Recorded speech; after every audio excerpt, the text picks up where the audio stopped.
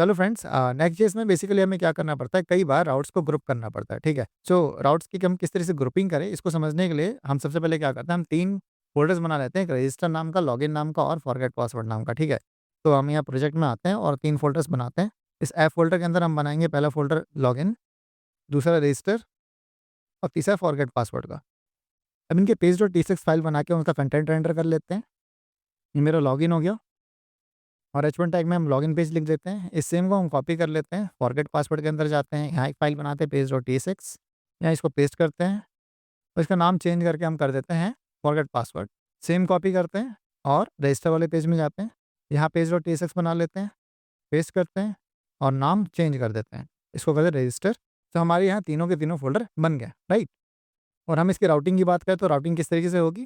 तो अब अगर हम राउटिंग की बात करें तो ये जो मेरा लॉगिन वाला पेज है, ये मेरा स्लैश लॉगिन राउट पे लॉग होगा, राइट। ये मेरा रजिस्टर वाला स्लैश रजिस्टर पे होगा, ठीक। और ये जो मेरा फॉरगेट पासवर्ड वाला है, ये मेरा रेंडर होगा स्लैश फॉरगेट पासवर्ड पे, राइट। ठीक है, इसको चेक कर लेते हैं।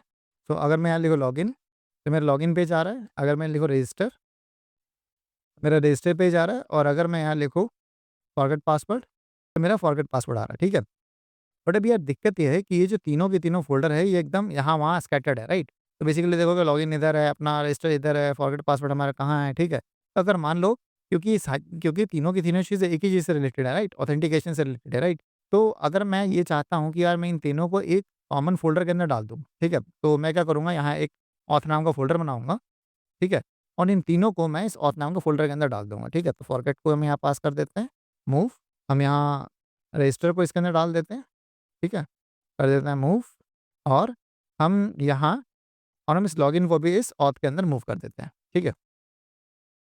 तो अब देखोगे तो हमने इन तीनों फॉरगेट पासवर्ड, लॉगिन को और रजिस्टर को, तीनों को इसके अंदर मूव कर दिया, ठीक है। बट अगर मैं ब्राउट को जाके चेक करूँ, तो फॉरगेट वाला मेरा ब्राउट बनेगा नहीं, राइट। अब मेरा पाथ क्या बनेगा, ऑथ स्लैश फॉरगेट पासवर्ड। इसी तरीके से ऑथ स्लैश लॉगिन और ऑथ स्लैश रजिस्टर नाम का मेरा पाथ बनेगा, ठीक है।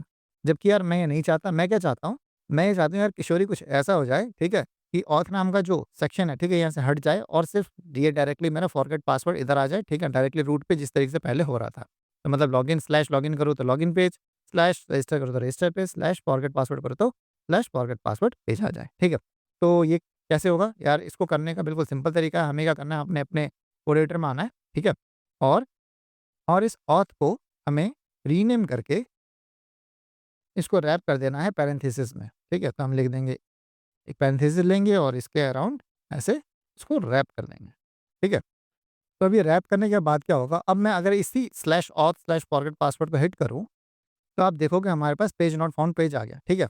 अब ऐसा इसलिए हुआ क्योंकि यार हमने ऑथ को पैरेंथेसिस के अंदर रैप कर दिया था। अब बेसिकली अगर मैं इस फॉरगेट राउट वाले पाथ को डायरेक्टली हिट करूँ, तो यही मेरे को अपना फॉरगेट पासवर्ड वाला पाथ डायरेक्टली मिल जाएगा। इसी तरीके से अगर मैं लॉगिन भी चेक करूँ, तो मेरा लॉगिन वाला पाथ भी काम कर रहा है, ठीक है। तो इससे हुआ क्या, इससे ये हुआ कि जो ऑथ नाम का सेक्शन था ना, ये ऑथ नाम का सेक्शन अचानक से राउटिंग से गायब हो गया, ठीक है। तो जब मैं पैरेंथेसिस में किसी फ़ोल्डर को डाल देता हूँ, तो वो मेरे राउटिंग में पार्ट नहीं लेता, ठीक है। इसकी मदद से हम राउट्स को ग्रुप कर सकते हैं और यही वो तरीका है जिससे कि अगर मैं एक कॉमन स्टाइल देना चाहता हूँ इन सबको, ठीक है, एक लेआउट बनाना चाहता हूँ कॉमन लेआउट और सबको एक कॉमन लेआउट शेयर करना चाहता हूँ, तो वो भी हम इस ग्रुपिंग फ़ोल्डर के थ्रू कर सकते हैं, ठीक है। तो इसी कॉन्सेप्ट को हम कहते हैं राउट ग्रुपिंग, ठीक है। अगर आपने यहाँ देखा होगा तो मैंने आपको यही बताया है कि यार हम बेसिकली क्या करेंगे, इस ऑथ नाम का फ़ोल्डर बना के इसके अंदर हम तीनों फ़ोल्डर डाल देंगे और डालने के बाद क्या होगा, ये जो ऑथ है, ऑथ हमारे राउटिंग में किसी तरह का पार्ट नहीं लेगा, तो हमारा जो राउट है वो डायरेक्टली हमारा इस तरह का राउट बनना शुरू हो जाएगा, जो कि हमारा app slash register, app slash forget password and app slash whatever जो भी आप बनाना चाहते हो आप बना सकते हो, ठीक है। फिर हमने यहाँ क्या सीखा, हमने यही सीखा कि राउट की ग्रुपिंग हमारे इसलिए यूज़ होती है ताकि हम बहुत सारे जो फ़ोल्डर्स है, जो कॉमन फ़ोल्डर्स है, उसको हम एक साथ ग्रुप कर दें और ग्रुप करने के बाद ये जो मेरा कॉमन फ़ोल्डर है, ये किसी तरीके से मेरे यूआरएल को इम्पैक्ट ना करे, ठीक है। तो ये सारी चीज़ें हम किस तरीके से बड़ी आसानी के साथ कर सकते हैं नेक्स्ट.जेएस के अंदर, ठीक है। तो यार वीडियो अच्छी लगी हो तो प्लीज़ जाके वीडियो को लाइक कर दो। कोई भी क्वेश्चन आपका बच गया हो तो यार प्लीज़ कमेंट सेक्शन में उसको बता दो एंड चैनल को जाके सब्सक्राइब कर दो यार, क्योंकि आपका सब्सक्रिप्शन ही मेरा मोटिव है, राइट। तो चलो मिलते हैं हमें नेक्स्ट वीडियो में, तब तक के लिए have a nice day and good bye.